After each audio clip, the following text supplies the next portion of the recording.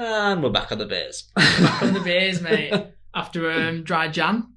Well, So it was like dry 4 days or something like that, I think it was. Since the pod and me drinking was about 4 days. yeah, so what date are we on now? The 12th. So in our last episode, and we've changed the format a little bit now, haven't we, in terms of we're no longer like we used to traditionally record on the Thursday and post on the Friday, whereas we changed it slightly. So because one of our, like, we didn't record on a Thursday, we ended up doing it on a Friday, which we are doing again tonight. But what we now do is record on the Friday and then post it the following week, don't we? Yeah, so we've got like an episode in lieu type thing. So like we posted today, but we recorded last week. And this way this format works, we always have an episode banked. Yeah, in case we can't record or whatever. It's a good idea, man. It's a good system. Very professional. No, it is. And so we've basically done that, which has worked really well because we're recording obviously tonight. We posted today, and then this episode will go out next week. And as well, like we said, we don't really talk about anything topical, so it doesn't really matter. It doesn't matter. It's not going to be out of date. But then again, we I don't know, like not really, because I was thinking, for example, have you watched Saltburn? Yeah. Because I was thinking if we spoke about that. And then it's still going to be like a thing next week. It's more trendy this week and it's to talk about. But we should speak about that a little bit later on. But I just want to obviously intro the ep. Today's episode is going to be about suppression, emotional suppression even. This is something that we've both been culprits of throughout our lives. Yeah, and, definitely. You know, it's a very, just an interesting topic to even speak about because obviously off the top, because, you know, I'm super unorganised, you write all the notes. Every time I turn up, you go, have you read over the notes? And it's always, no. So, you know, off the top, suppression for me is, it's massive in the sense of like, it's not good to suppress, obviously, because, again, I always end up going back to certain episodes and referencing certain things, but I know when we spoke to Ewan, he was saying about it's good to like express stuff and not suppress because I know it's obvious, but you just end up exploding, and I'm guilty of doing that so many times. Like, you think you can hold it down by just sheer willpower? Like, I'll try and suppress so much stuff in terms of like, could even be like in work or at home with the kids and stuff, and I'm trying my hardest. I'll know I'm being triggered or something's irritating me, but I'm trying my hardest to keep a lid on it because I know that's what everyone wants from me. Yeah. Like, you know, especially with my partner, like if I'm fucking getting stressed and getting triggered and being miserable and stuff, it's not happy marriage and all that kind of stuff. So I know I've got to try to do that. But in terms of doing that, I'm also suppressing certain stuff and, you know, certain feelings. Like, you know, sometimes it can be minor shit. And then, like, yeah, you should not let it bother you or get to you that much where it ripples into your life or whatever. But sometimes, like, I don't know. I don't even know. Like, instead of suppressing, sometimes what do you do? Do you just go and put your head in a pillow and scream? Like, well, you know? I mean, that wouldn't be a bad idea because it would mean that you wouldn't have a go at your partner, you wouldn't have a go at your children. You'd just go and do that into a pillow and then come back downstairs fresh as a daisy. That's true.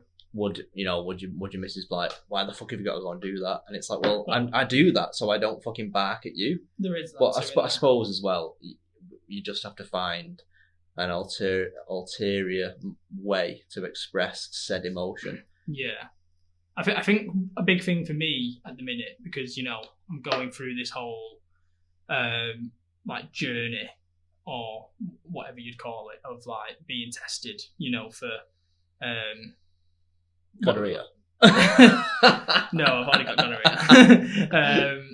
You know, because like I've said, for quite a while I've been thinking that there's something not right in the old brain, you know, on the like neurodivergent stuff that we spoke about in previous episodes and stuff like that. But, you know, I've always kind of thought, and even before doing this podcast, but this podcast has like enlightened me after having conversations with certain people about, you know, what could it be that is wrong with my brain? Why do I get triggered by easily with certain things? And I did used to think, is it just child trauma? But then I started to think, could it be some form of PTSD from my upbringing? And then I've recently been thinking a lot, is it just severe fucking anxiety?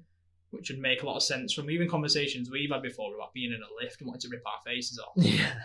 That's like, nail on the head anxiety. Do you know what I mean? I think there's something called like high functioning anxiety as well. Yeah, like there's all levels of it, and I think for quite a while, anxiety got used as a fucking buzzword where people would just go, "I've got anxiety," and then it would be like, "Fuck off." No, you're just nervous, dickhead. And it's normal to be. Do you know what I mean? And then for that, I used to hate the word anxiety. And if anyone ever used to say, "I've got anxiety," I'd be like, "No, you're just nervous," or like you're fucking shitting yourself a bit, or do you know what I mean? And I used to be like, sometimes if I get that, that's good to get that because it shows I'm passionate about it. But like I've noticed it more in terms of certain things. Like I constantly have to have music on all the time. Me too. And if I'm in work or on public transport, I have to have my earphones in, or whatever, some form of music, podcast. I always have to kind of like keep my brain ticking in a way. Well, it's distraction, isn't it? I need distraction. I need distractions from fucking triggers, and that's how bonkers does that sound. Like, so if I go a day, because there's this thing called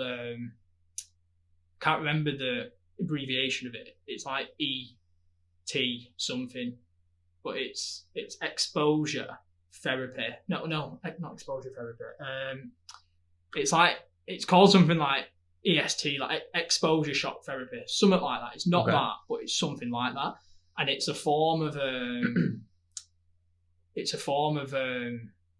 not treatment, but something to get you over certain things. And it's basically like, say if this is a really bad example, but if you think you're a paedophile, like, wait, what? You'd be encouraged. I didn't until now. You'd be encouraged to be around children. Do you know what I mean? To like get them thoughts out of your head and stuff. Or if you was really afraid of germs, or if you was afraid, sorry, these are better examples actually. If you was afraid of germs and stuff, they'd encourage you to be in an environment like a farm or something where you're going to get dirty, and it's like you're exposing yourself to them certain triggers. But in a tiny manner. But it's like it helps you in some ways, and that's like one good thing for me would be to go and sit in a fucking play centre all day. Do you know what I mean? Because I want to kill myself by the end of it. With no music on, just observe. Like, because I've spoke about this in the past, and I know I'm going off on a huge rabbit hole, mate. Don't like that. Love rabbit holes. Love rabbit holes.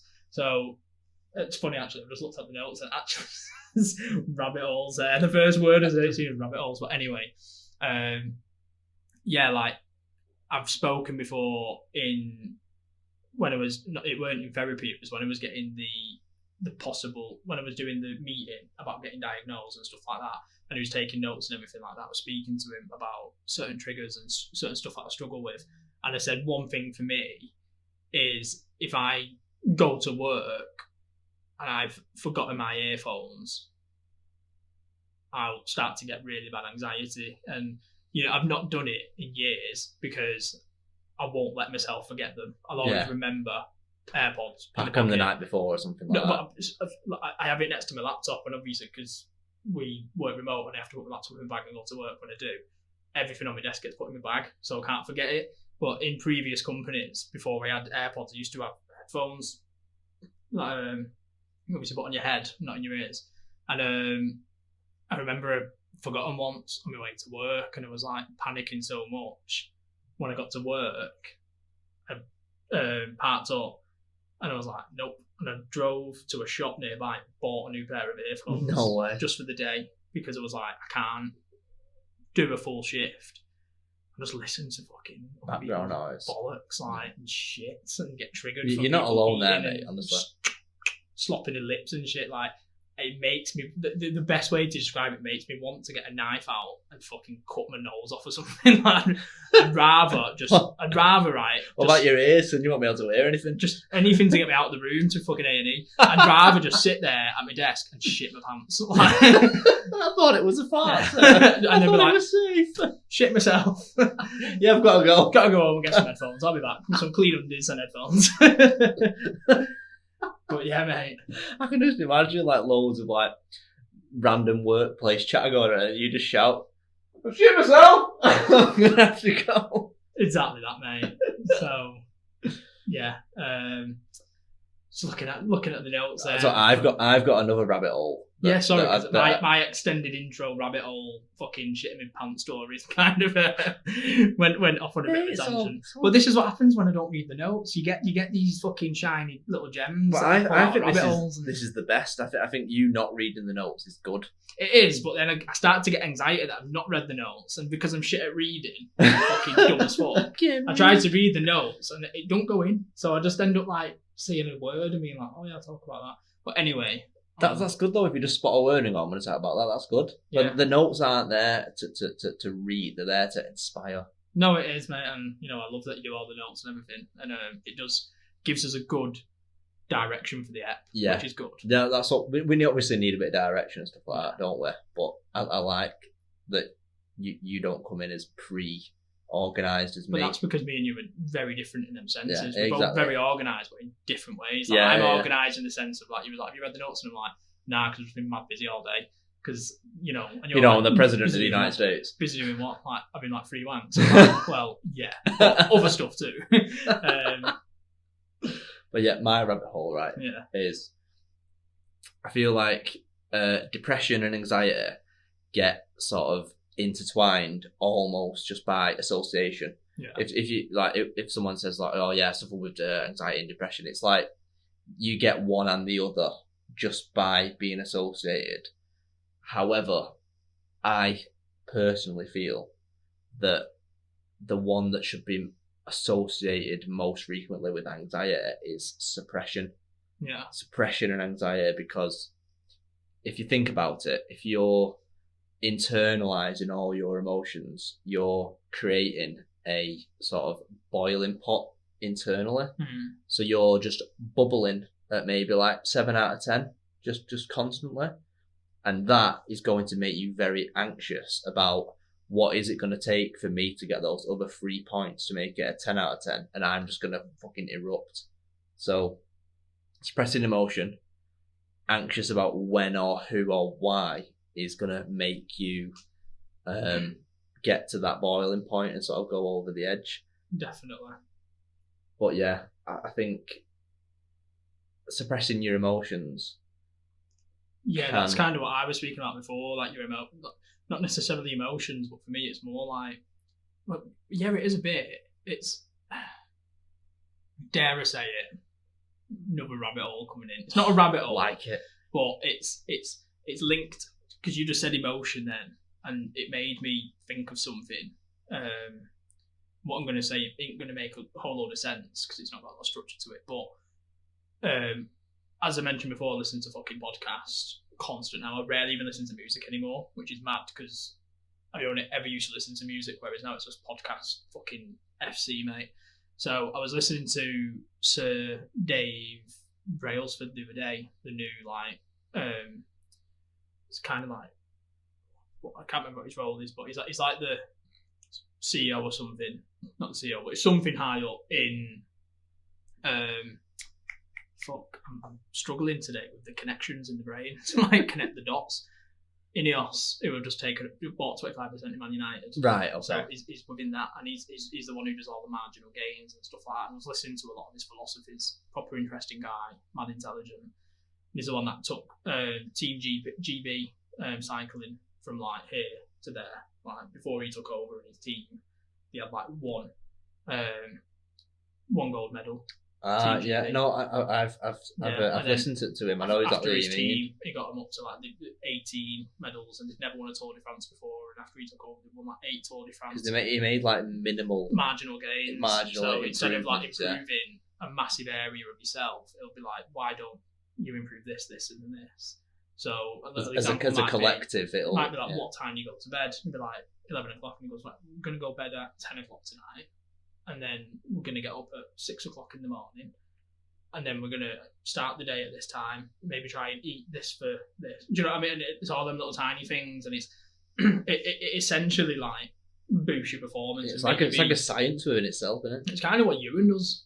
Yeah, maybe. I mean? Yeah. Kind of like that, but, on different like scales. Obviously, because he's got a huge team behind him as well. But what I was going to say in relation to the bit where you said about emotion, he says that a lot in his he's got like a core value. I can't remember what it is. It's like 4 letters and each one stands for something. I think I think it's actually cool, but like the O stands for like ownership. And so is that stuff like that. like an anagram or something they call it? Something like that. Some of them bollocks. But when you listen to it, I was getting like so like fucking inspired listening to him. But he said one thing that really resonated with me, and it's a bit similar to like the chimp paradox. And he says about not responding with emotion, and like you just said then about emotional suppression. Yeah.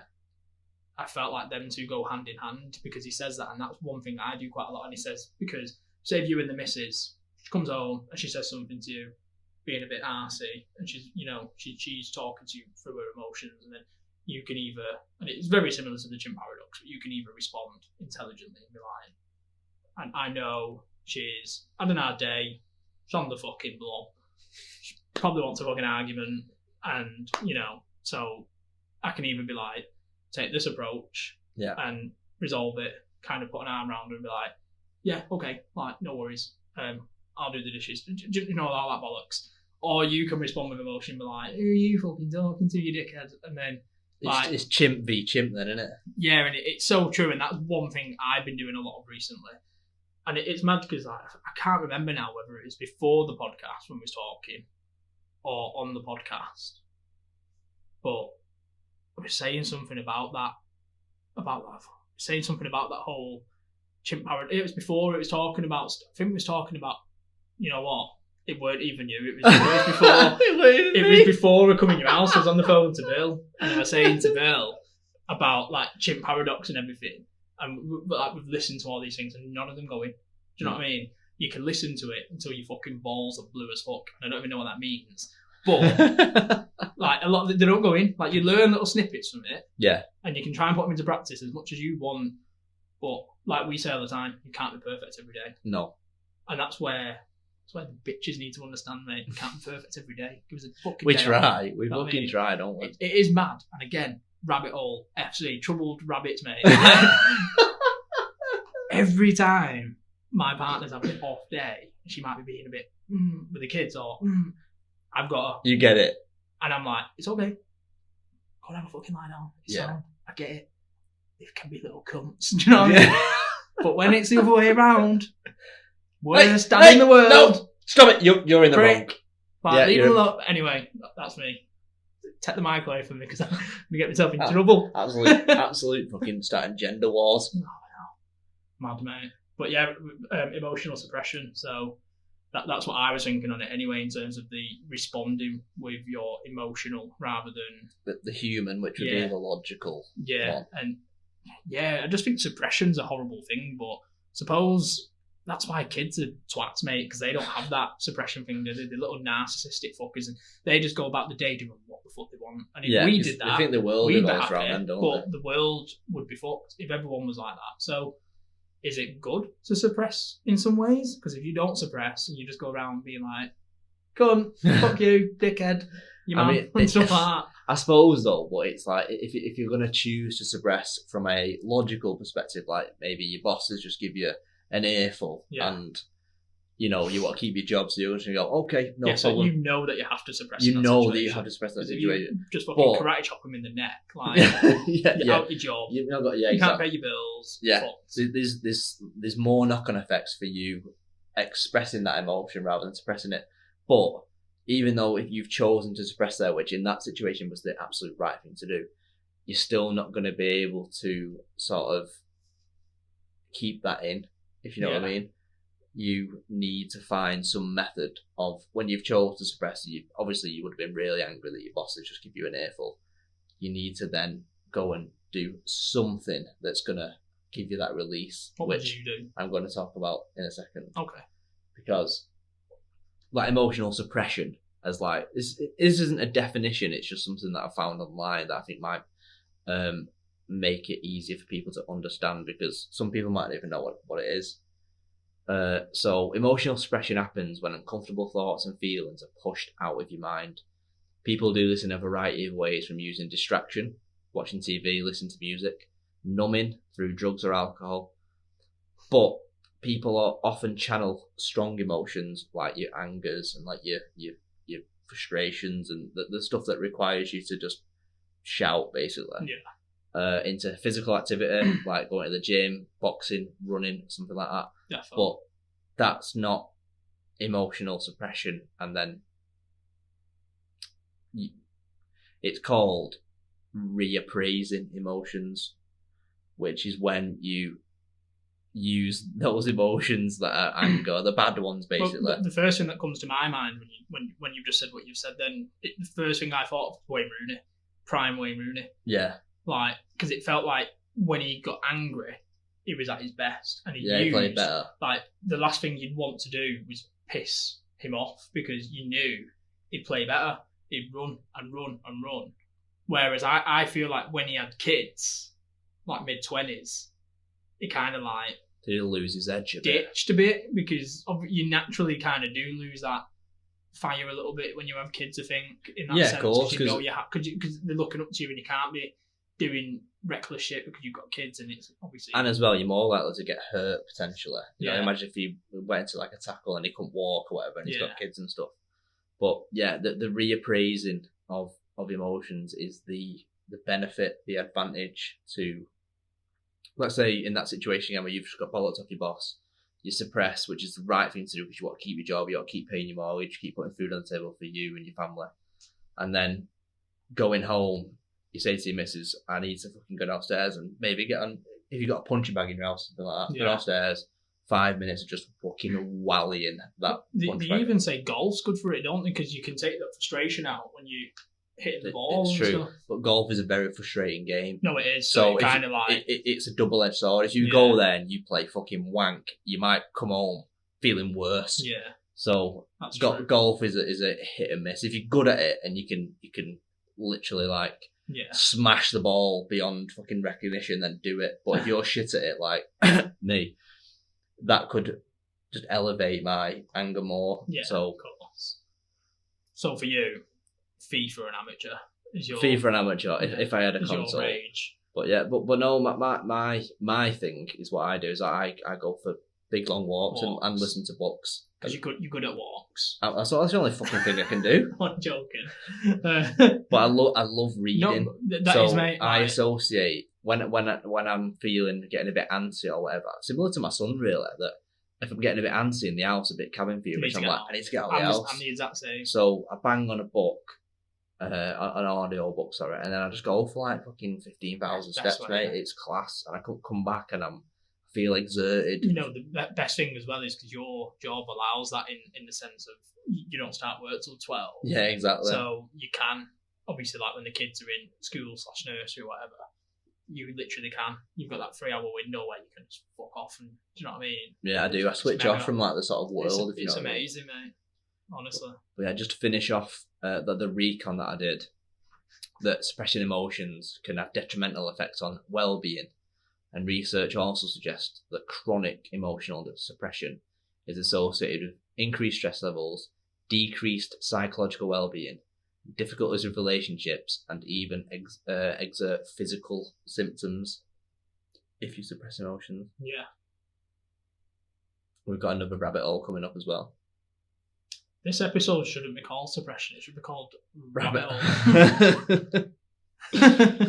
But, because I think you asked it before, like, you know, about kids being like narcissists and stuff like that. No, I did mention it. Which they are up until a certain age. Is it until about 10 or something like that? I think it's until about 7, 8. Could be wrong. Because a certain part of the brain doesn't develop. So they don't have that empathetic part of the brain, do you know, like where one kid will have something and they'll be like, I want that. Oh yeah, they're like, mine. Yeah. Whereas as they get older, they'll be like, well, that kid's got that, so you can't have it right now. But you can have it when they're finished. You know, that reasoning kind of shit. Yeah. I remember growing up, I was very like that, very selfish and didn't understand and always wanted to be the best and hated sharing and stuff, and you know, it's about learning, isn't it? And obviously I had siblings as well, so yeah, you had to learn how to share quick, didn't you? Yeah.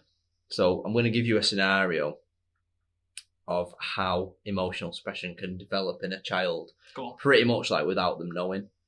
So as a kid, when you look at your parents, they're your idols, aren't they? You look at them for everything.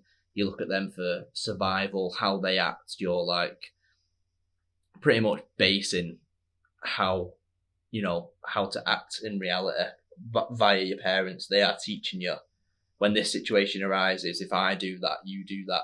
Whether it be right or wrong, you are looking at them solving problems and going, oh, that's how you solve that problem. Without, again, just a child's brain, you are a sponge, you inheriting surroundings. You go, like, naturally, like, realising you're going to follow their guidance and shit, aren't you? Your parents, who the fuck else are you going to follow? No, of course. So, if we have parents who give us an anger response, as in, like, say, you make a mistake in the gaff or whatever, and they just fucking start bollocking you, without even giving you a second thought, just bollocks. And then the child then exhibits the anger. If they not in the same interaction, but if they then, I don't know, come back downstairs or whatever, and they start exhibiting anger, like might throw the toys. They're trying to like play with a toy and it's not working.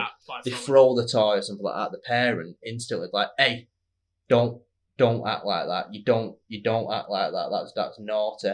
Yeah. So the parent who has exhibited anger towards the kids then saw that, and then the kids done it, thinking that's how you're meant to act, is then getting told that's how you're not meant to act. So then they're just in fucking limbo that they don't know fucking how to act. Yeah. So, and another sort of sentence that like parents would often say is, go to your room and come out when you're less angry. Something of that nature. Yeah. So the anger emotion then attaches itself to guilt and shame because you've been told that's not how you're meant to act. And then when you exhibit the emotion anger, you feel guilty, you feel shame when you do so because you've been told not to express it. Yeah. So it creates a teenager / young adult who finds it really difficult to express anger in a healthy way because they only associate the anger with shame and guilt when they exhibit it in later life. And it's often like spoke about if you were to say, for instance, myself, because I've done this more times than I can fucking count, where you just fucking start losing your head and you're going off the rails or whatever. If someone during like an episode of that were to ask me, what are you feeling right now? I don't think I'd be able to give you a straight answer. No, I've been there before. It'd be like, it's fucking... I've been there before and I've asked myself that question. Yeah. I've been like... Yeah, why are you so annoyed? Yeah. And I'll know why I'm annoyed, but I know the reason why I'm annoyed isn't the reason why I'm this annoyed. Yeah. Do you know what I mean? And I know it's a build-up of several things that I've not addressed or, acknowledged. And I've let it build up and build up and build up to the point where you like that, and then something small will happen. And bang. And then I'll say something with my chimp or whatever, and then the other person might respond with their chimp, and then that's it. Yeah. I turn into a fucking gorilla, mate. And it's like World War II, and I'm going berserk. Like, not berserk, but I'm like, oh, fucking this, that, and going off on one, and then, and then, like you said, I'll catch myself, and I'll be like, why are you being like this? You're being a dickhead. And then I'll be like, I'll know why, but then I'll be like, but how can I bring myself down? And I'll be like, the only way I can bring myself down is to remove myself from the situation. Yeah, I only realised that I was being a prick sort of before it was like too late, if you know what I mean. Yeah. Like I'd fire, and then I'd like you did, just remove yourself, go and have a little quiet 20 minutes, and be like, fuck, that was a fucking proper prick there. Yeah. But you live and learn, don't you? Like you said, like we said earlier on, though, where me and you, I don't know about other men, but we're guilty of doing that whole thing where with say your partner or whatever, they could be getting to that stage, but we spot it early doors and we'll be like, it's okay. Oh, yeah. We'll catch them. Try to. Because we know what it's like. Whereas when it's on the other side of the coin, mate, when you need catching and just being like, it's like, it's okay. They let you fall, don't they? It's okay. I know the children can be testing. don't worry about it. Like, you're allowed to lose your head every now and then. And you know, even just a little bit of touch. Do you know what I mean? And be like, it's okay. Like, well, it's why don't you go and put the kettle on? It's that empathy, innit? It's that Calm empathy down. for how then, you're feeling. You know, or to go, I'll go and take the kids out for 20 minutes. Go and take them to the park. Come on, you decompress. Do you know what I mean? But we never have that. Like, No. I've never had that. I know you've never had that. And we've been guilty in the past. I know that you say it quite a bit and being like, I'd never do that. But Yeah. I never do that. But that's one thing me and you both always say, but because we're very similar and our brains work very similar, we are guilty of thinking other people should be like that. We use that as not as an excuse, but like we use that as, I wouldn't do that. I wouldn't do that, so I'm going to have a go. And that mindset is, as we've found out, it is very detrimental because they're not you, you're and not because them. me and you kind of grew up together for our teen years, had similar-ish kind of shit going on in the background in terms of like couldn't fully be ourselves and suppressed and didn't actually know until we was older how much damage we were doing to ourselves, and we kind of went through it together, but we kind of always communicated it to each other. But like 10 plus years ago, mental health weren't really even a thing. You know what I mean? No. It's only really boomed in the last 5+ years or whatever with social media and, you know, where everyone's kind of aware of it, and with COVID and stuff. Like before that, you said, if imagine like 10 years ago, it was like struggling with mental health, that you'd get called something like, you know what I mean? Well, they're probably like, what the fuck's mental health? What do you mean? What you start getting called a girl or something, do you know what I mean? Like, what are you, a girl or Some something? kind of girl. And it, but now it's okay, like, do you know what I mean, for guys to feel like that, and it wasn't for such a long time, and, you know. Yeah, a lot of our stuff was done on a subconscious level, and then we've got outside the fucking petri dish and then realised, oh fuck, this is why I do this is why I act like that. And then ultimately, maybe for the past, I'd say me about 5 years or so, have been trying to rewire my brain and put different fucking wires going into different ports. Like, that one shouldn't be there, that one should go there, and it's a fucking process, man. It's hard. Like, I find when I'm doing that whole rewiring approach that you just said then, if I'm doing good, it's like, it's easy for me. But if I'm like, it's really weird because I think at the moment I feel like in quite a good place because quite a few things are like ticking.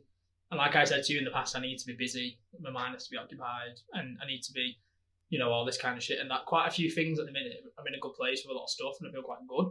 But like just before Christmas, which is only a month ago, I was quite kind of struggling.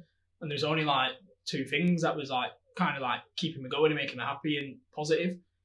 Whereas now I feel quite optimistic and positive about a lot of stuff. And like I said, it's that whole rewiring thing. And like at the moment, I'm responding better to things because I'm in a good place. Yeah. But when you're not in a good place, you just default back to your old self. Like you said at the start, mate, like about the whole. I know that you counteracted it and it's more about suppression and anxiety, but you can link it back to the depression as well. Like, because if you are feeling quite depressed, because I've questioned in the past, like, I've never thought that I've had depression, and I very nearly once tried to ring up about depression, the doctors, and be like, I think I need some form of tablets, whether it's for like depression or anxiety or whatever, because I'm feeling myself getting so worked up all the time, and I've never actually done it, you know, because of you hear bad things about it, don't you? You hear like you do it, you feel worse sometimes, or you get on and you can't get off them. Is that taking the medication? Yeah, and stuff like that. And I just thought like I just wanted something to balance me,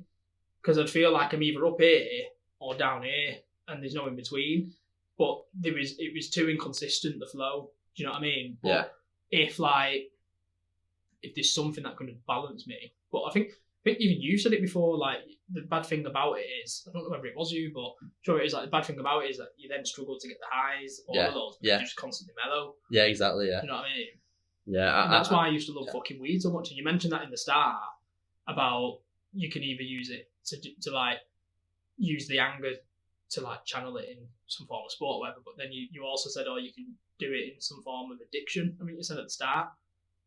Well, yeah, you can use it as like a substance. You can, to suppress emotion, you can like numb it with Yeah, drugs and numbing. Sorry, alcohol. that's what he said. And that's what I used to do with the weed. You just Like, numbed yourself, yeah. I just numbed myself to the point where I didn't feel anything, and it was like putting on a plaster every night. Like, so I'd get up, go about my day, do my job, come home, eat, clean, and then I'd have like a 2-hour, 3-hour window, and I'd think, what should I do with this 2-3 hour window? And this is obviously before kids. And like now, if I didn't have kids, I'd love to have a 2-3 hour window because I'd do so much. I'm just doing nothing. But not even as nothing, like focusing on myself. Like I would learn. Like I just do so much shit. Do you know what I mean? Like I would, and I'd love it. Like now, like because before I had kids and I used to love cooking and stuff like that. Whereas for a long time with having kids, I didn't fall out of love with it. I just didn't get time to do it.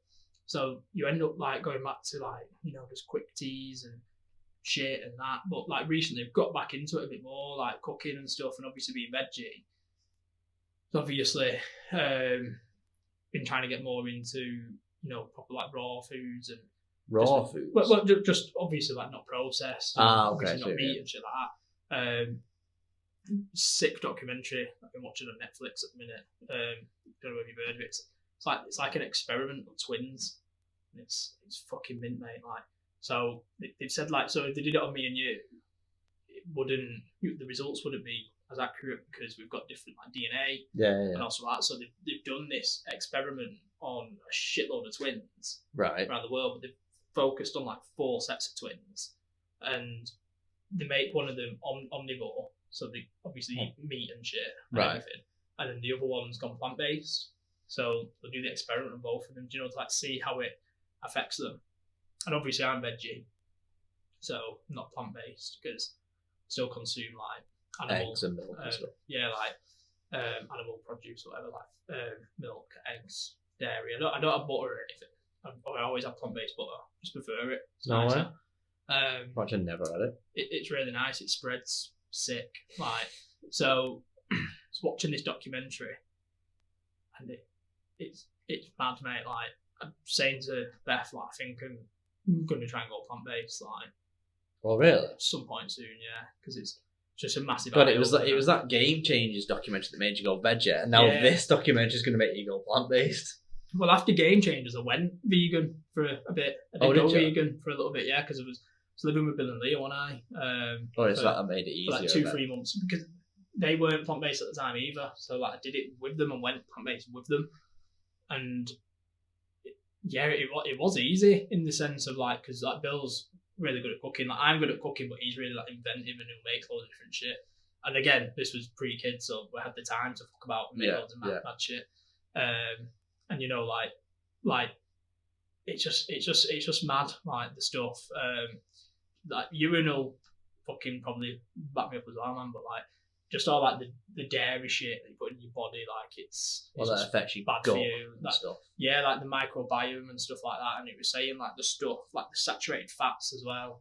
So obviously like processed shit.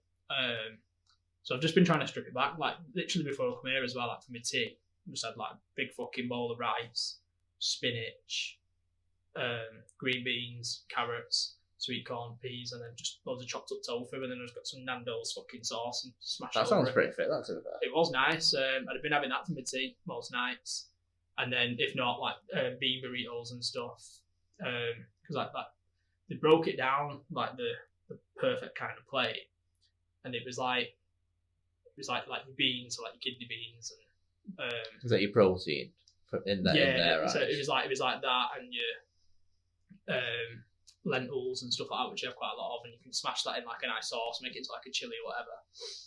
And then you've got your rice, which is like your whole grain or something. I could be totally wrong on this and getting it mixed up. So like you have that, and then you have like your salads and shit like that on the side, and then you can have like your natural fatty stuff, so like your avocados and stuff. You just smash it all into a bowl, fucking go to town on it, mate. And that's like your optimal meal. Perfect, mate. And I was thinking like, that's what I need to start getting back on. And I was saying to Beth about doing it and going back plant-based, because I could easily fuck off milk and just use like almond milk. Well, or something. In work I have oat milk anyway, because with coffee it's really high in calories, that oat milk though, isn't it? Yeah, but if you training and shit, so it doesn't really matter, does it? That's true. But I have the oat milk in lattes at work, and then at home if I drink tea, I can just have I have soya milk. Soya milk's very similar to tea. Is it not got some sort of estrogen in it, soy milk? I've heard something like that. You can So get you might grow mantids. Yeah, I've heard that before. But again, if you're eating good and you're training, then mantids might turn into pecs. Do you know what I mean? Hey, fingers crossed, mate. Yeah. So I was just gonna say, so obviously on that, it's really good and trying to do that and then that's the one thing Beth said to me. She was like, "Well, what about pizza?" Because you love pizza.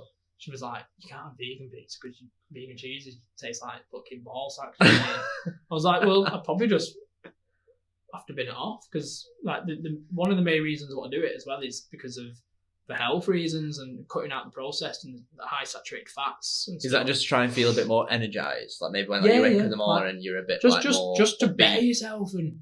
And like I said, the biggest killer to our planet is animal agriculture and cows and farming them and mass populating all the methane off the shits and and the slaughterhouses and all stuff like that. And although I'm veggie, I'm still consuming milk and cheese and all that shit, and that's still a part of that, that shit. Yeah. So do you feel like you're doing your bit, but you've also got still one hand in the pot kind of thing? So you want to go plant-based to be well, I've got fuck all to do with it. Well, I mentioned it once to Bill, because he's vegan and I'm veggie. He said something he's like, he was like, you don't eat them, he went, but you don't mind them all getting fucking raped and shit like that. Not by the rooster. some mad shit like that. But yeah, it's grim, mate.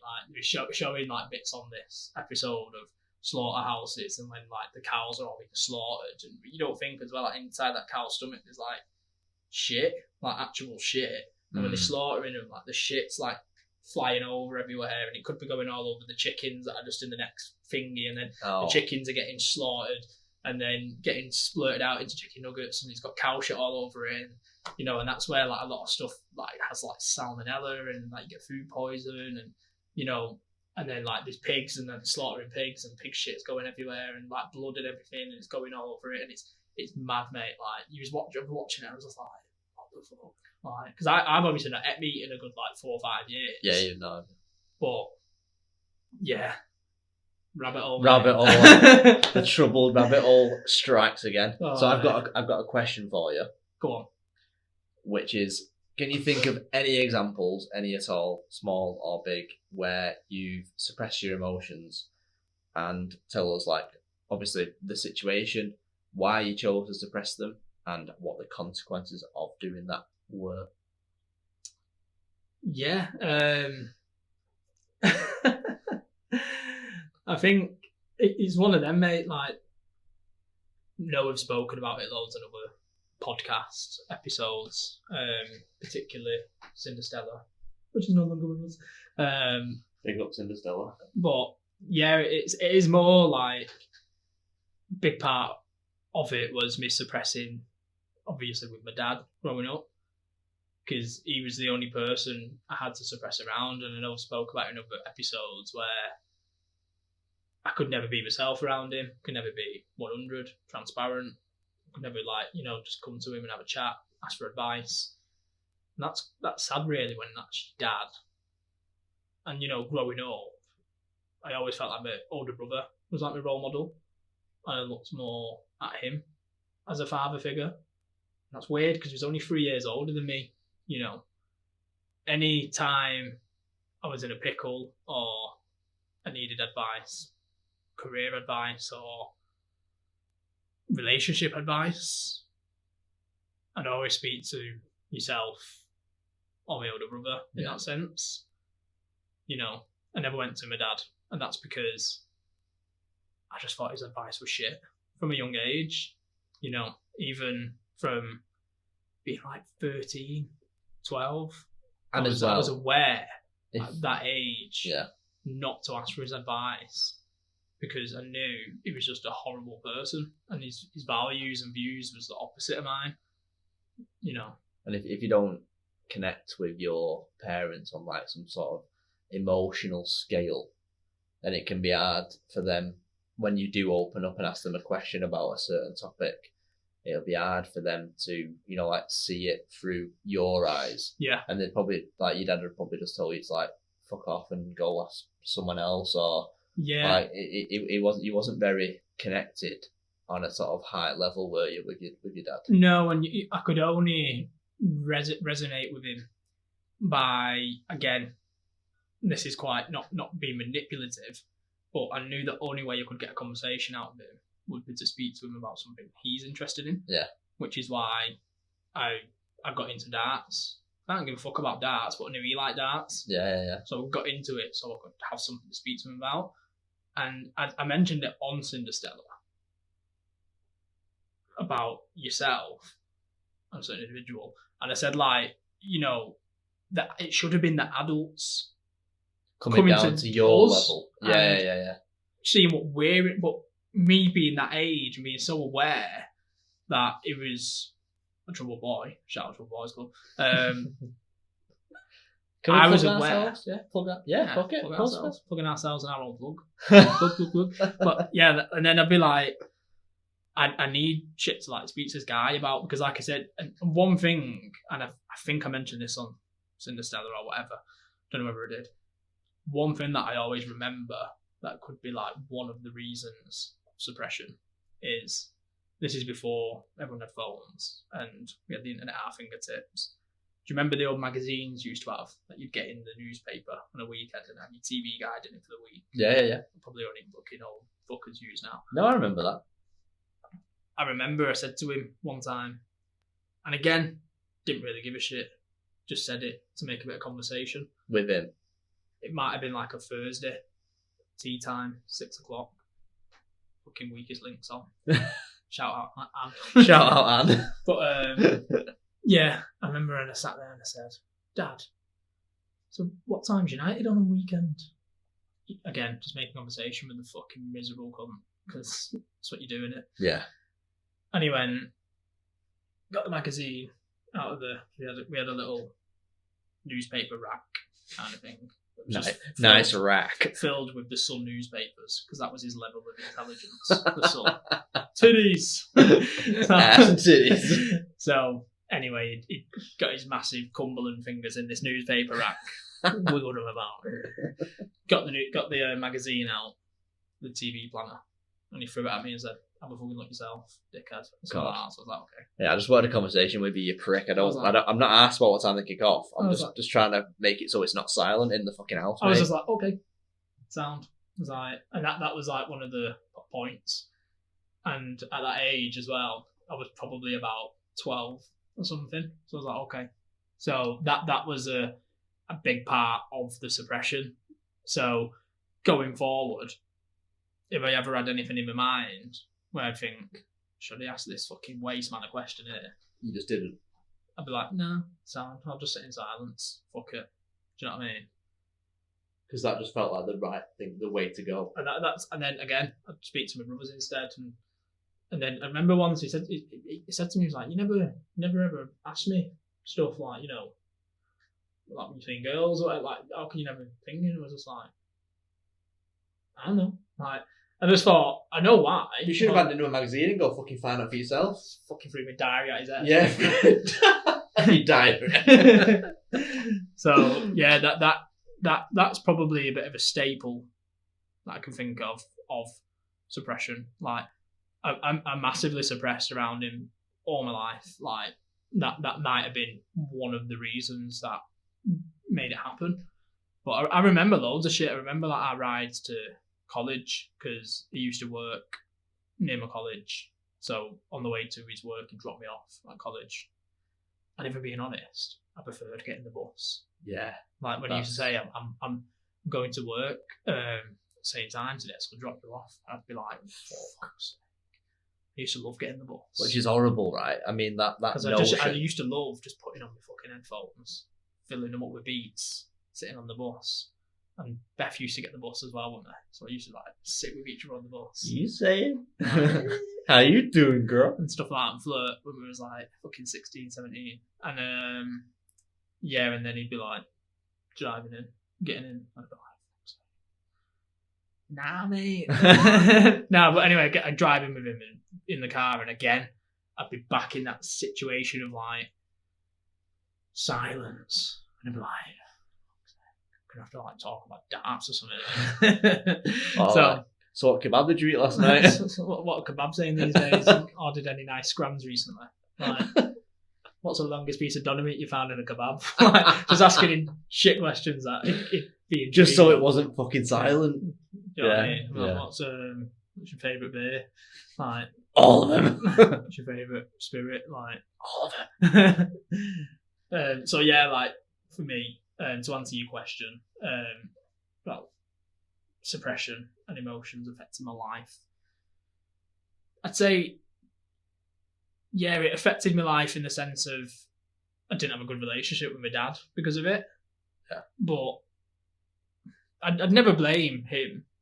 Never blame myself. No, because he wasn't doing it on purpose. Is what it is. Do you know what I mean? He wasn't actively trying to make you feel a certain way. Yeah, so it is what it is. I know that he's got his issues and stuff, and I know that he's never bothered to work on himself. Like what I've done counselling, do my own podcast, listen to constant podcasts about bettering myself, trying to improving success, like improving the brain, like listening to podcasts about helping OCD, parenting podcasts. Like I never stop. I'm constantly trying to evolve every little myself in every way I possibly can, and just be better.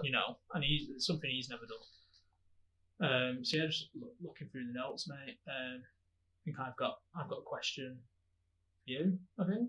No, I think it's the same question. To be fair, no, it is. It's the same question. Is there anything else you want to talk? Because I know your legs are twitching like a bitch, mate. I know you need a piss, don't you? I do need a wee, yeah, but I can hold it. It's fine. So, is there anything else? Mate, there's loads. But I'll just say the sort of same question that I asked you, and I'll just answer it myself. I'll ask you that question then. Okay, go on. So, Ryan. Yes, sir. How is suppression? How is suppression? It didn't make sense. Yeah, it has. Yeah, it suppressing, does. It should be. How is suppressing? Oh yeah, it should. Yeah.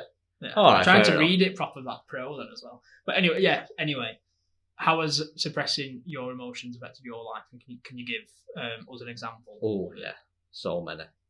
So when I was a teenager, I suppressed. You can't say suppressed. You suppress your goddamn emotion, boy. I suppressed every emotion that you could think of, all the way from like happy to fucking upset as fuck. Just kept them all inside, and I wasn't consciously doing it. I wasn't actively in my brain having conversation with myself, going, "That makes me incredibly angry. Yeah. I'm not going to react." It was just sort of done on autopilot, and I'd sort of like tell people like, what my situation was like at home and stuff like that, and people would be like, "What the actual fuck?" And I'd just be like, yeah, moving on. Just like, because nothing was going to change. No one was coming to save me. No one was coming to, have any form of input that might change my situation. So my brain fucking knew that, if you know what I mean, and just was like, you know what, we'll just deal with this later. He can deal with this in his 20s, not now. Yeah. So I feel the suppression of my emotion from an emotional standpoint was a coping mechanism that I adopted pretty much just to get through life. And things that happened or didn't happen, when I sort of look back on them now, I'm like, how the fuck did you not react? How did you not stand up for yourself? How did you not feel like you had some sort of voice to express yourself? You emotions get beaten down.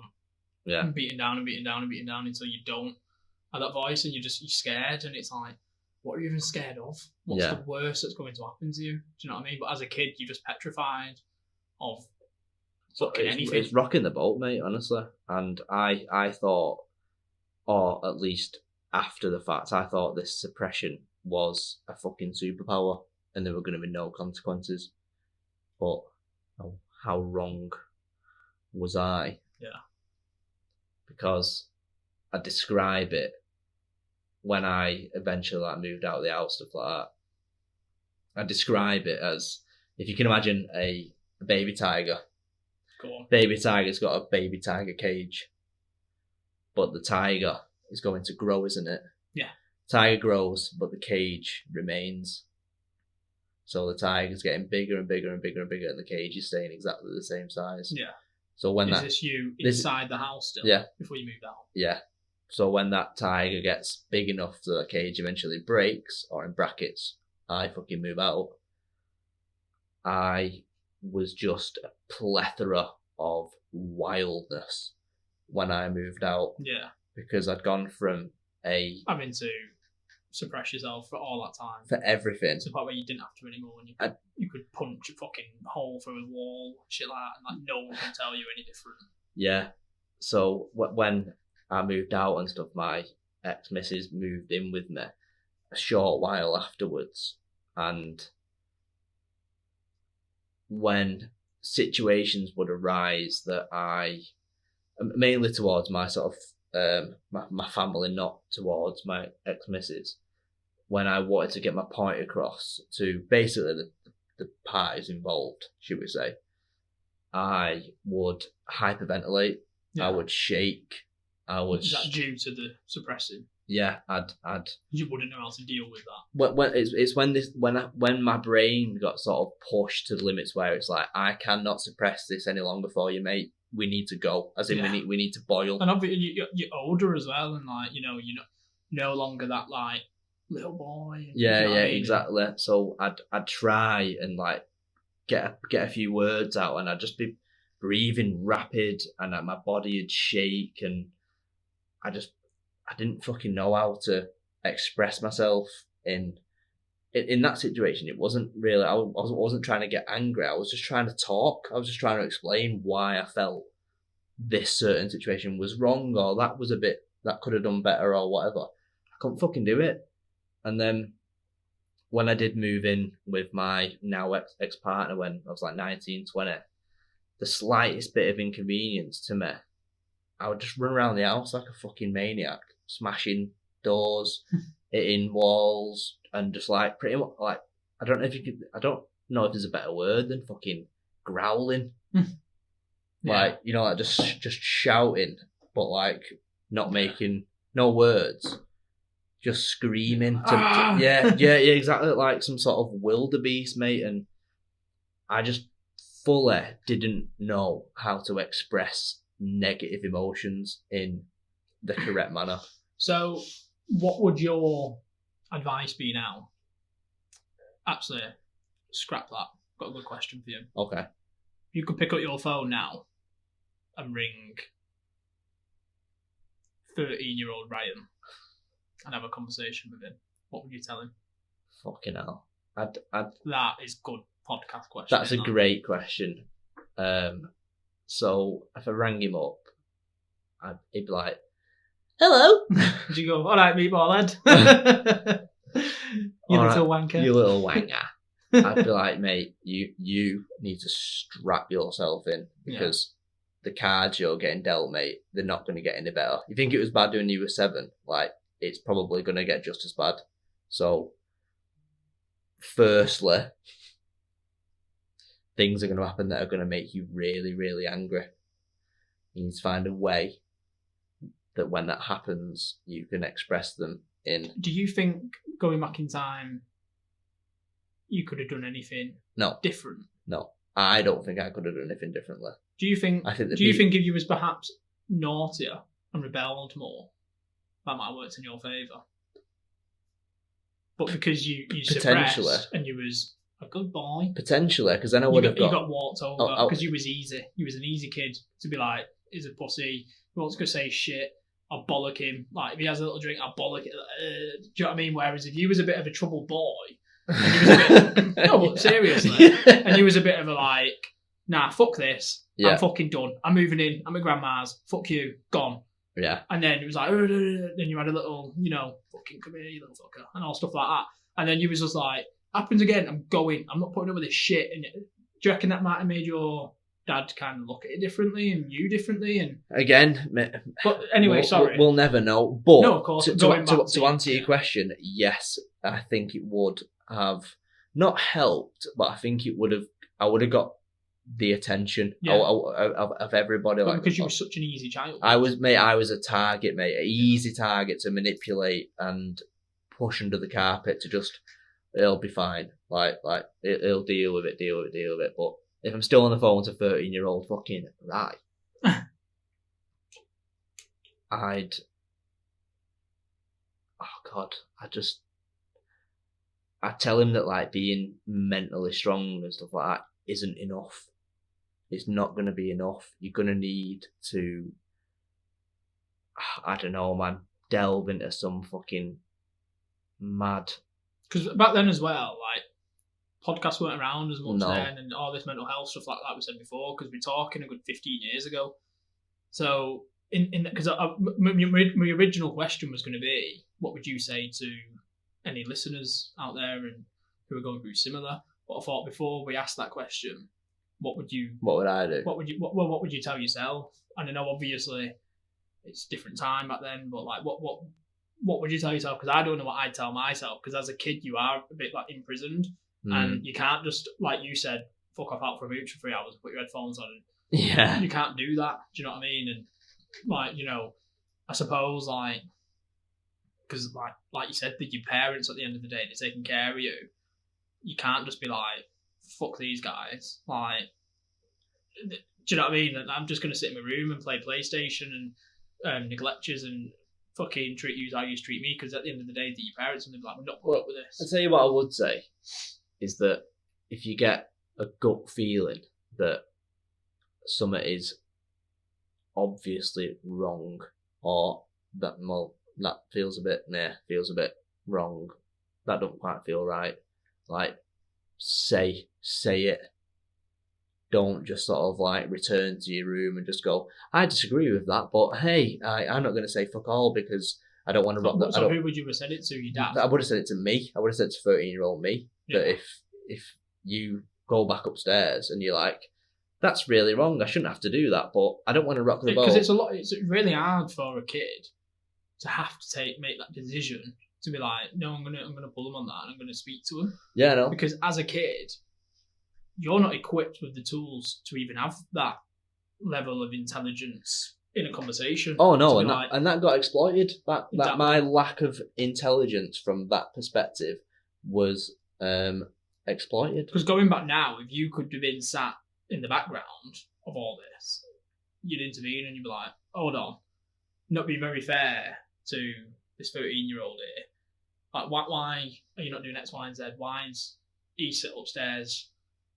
Why everyone's down? Do you know all these little things? And, do you know what I mean? But it'd be like, you know, you've ever seen Click? You know, where he goes through like memories with his mate Mort. Yeah. Or Morty or whatever he's called, the guy who gives him the remote. Yeah. I'd fucking love that to happen.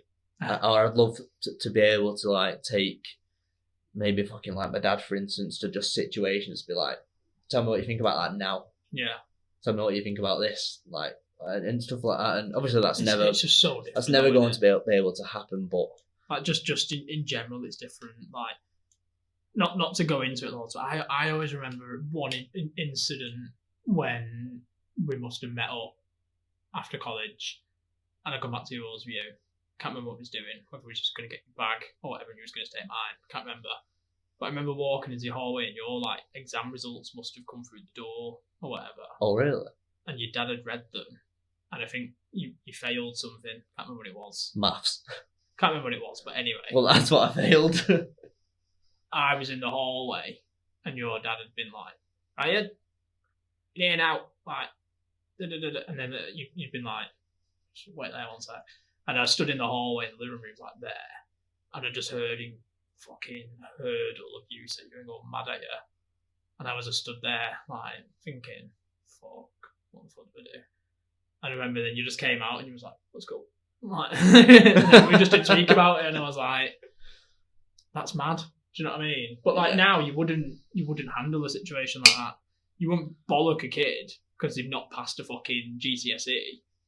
You'd be like, no. But in the same breath, it's like, I don't know. It's all different parenting, but I'm never going to let my kids fucking go to college and not put my arm around them and be like, do you need an hand with anything? Can I help with anything? Yeah, can I be of assistance? Yeah. Is there anything we can do to, you know, if you're failing with that and you're struggling with this, like, how can we improve it? Or, you know, and then when they fucking fail, I'm going to be like, you shit, fucking prick, like screaming in the face. Do you know what I mean? Parenting's changed, man. So it's hard for us to understand. Parenting has changed. Going back to what we were saying earlier about me and you always going, oh yeah, but I wouldn't do that. And it's like, yeah, but that's not them. And that's the wrong mindset to have, that I wouldn't do that mentality. And just as a final little, because you asked me what I could hopefully tell the TBC members to do if they find themselves suppressing. And there's a little like sentence that says, the body expresses what the brain suppresses. Which is, I think, is pretty sick, right? Yeah. And suppressing emotions isn't the way to go, because you are loading up your volcano, priming it for fucking eruption, and it could go off at like the worst time imaginable. So we don't have the answers, mate. No, but all I say, the reason why I want to talk about this specifically was because I want people to hear our examples, learn from it, and know the sort of consequences if you do suppress and you let your emotions get the better of you. They can destroy. Yeah, you can lose your marriage. It's destructive. You can lose patterns. a best friend. Like, you know, you could anything could happen. Yeah. But, you know, if you nip it in the bud early, you don't suppress and you have these conversations straight up and be like, you know, it just be open and be like, I'm struggling with this situation. Yeah. I did it with my partner a while ago, opened up to her and said, I'm really struggling with X, Y, and Z. Broke it down to her, and, you know, it took a while because her initial response was definitely a chimp reaction. Yeah. Instead of logically understanding that I'm coming to her, opening up about stuff. But we've been on that journey since, and, you know, it's got better, and that's all you can really want. Constant communication, self-reflection. And yeah, you can't ever just have an issue as well and go to someone and be like, X, Y, and Z. Like, I think you have to put in the work as well, you know, and understand. And what me and you do with the podcast. And we said that in episode 1, mate. We're aware of our flaws and we know where we go wrong. You know, like we said it a while ago, like counselling therapy isn't available to everyone. Sometimes, you know, you might not be able to afford it. But I think though, just being aware that you actively want to change how you handle certain situations is like 3/4 of the battle. It's the people that don't acknowledge it and continue in those same destructive patterns. Some people are just ignorant to shit, man. Like, you know, like we said about certain individual, like, you know, you hold that mirror up to them and see exactly what they are. Like, you know, that thing you sent me, that meme, not meme, video about. I'll send you loads. No, but the particular one about when someone gets told something about themselves and they really don't like it. And, you know, and it's all about them. And it's the very narcissistic traits, and it's impossible for an individual. I was speaking to it's all about their when I was in counselling. I was speaking it? about this particular topic, and, you know, it is horrible when some people are like that. You can't deal with them. You might as well cut them out. It's like a cancer, essentially, because they never go into be intelligent enough to understand that they've made. No, nothing's going to get acknowledged. It happens to me all the time. Like, my partner or someone can say to me like X, Y, and Z that you've done, and I'll see it from both sides, and I'll understand. I go, I'm really sorry that, you know, you felt like that, and if I made you feel like that, I'm really, really sorry. And, you know, what can I do to improve that? That's the first thing I'll always say. What can I do to change that? If I'm making you feel that type of way, mainly to my partner, you know, I'll be like, if I'm making you feel like that, how can I change that? Yeah. And, you know, and self-reflection is an amazing thing. And it is, you can better yourself. Like, but if you're just ignorant and disagree with everything, like, no, I didn't do that. I'm not doing that. You're just a cunt. Yeah. That's, Last but not least, mate. Who are you drinking, Jay? It's not even worth doing this anymore, mate, until we get a sponsor, which I'm working on in the background. Yeah, they'd be sick. when that happens, definitely working on something in the background to bring to everyone soon, which will be sick. But yeah, today, as you mentioned, actually, we need to quickly we're at an hour 10, that's long. But yeah, you said you was going dry Jan. Okay.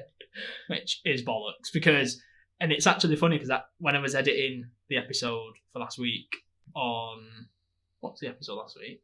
I Need a Bro? Oh yeah, that was it. Oh my god, you suck. When I was editing the episode and you said you were doing dry Jan, yeah. I asked you a question and I said, What are you going to do when you go to the pub with your dad? And you went, probably drink Guinness, 0.00%. And I went, I thought you were going to say, Guinness don't count as a beer because it's a meal. Guinness don't count as a beer because it's a meal. Anyway, you then texted me like about 4 or 5 days later. Yeah. He was like, I'm steaming. Went pub with my dad and got smashed.